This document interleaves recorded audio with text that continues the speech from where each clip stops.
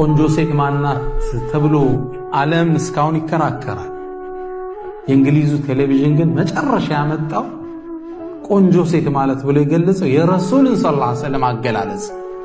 ቁንጅና ይለያያል። አንዱ ቀይ ይወዳል፣ ሌላው ጸይ። አንዱ ውፍረት ይወዳል፣ አንዱ ቅጥነት ይወዳል። አንዱ ቁመና ይወዳል፣ ሌላው ጸጉር ይወዳል። የተለያየ የሰው ስሜት አለው አይደለም ነው? ቁንጅና በእያንዳንዳችን አይን ይለያያል አይደል? ለአንዱ የምትስበው ለሌላው አትስበው።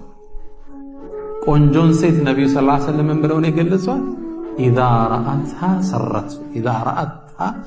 ረአይተሃ ሰረት ስታያት ብታስደስት አይቱን ጸይም ትሆናለ ሳያት በቃ ደስተኛ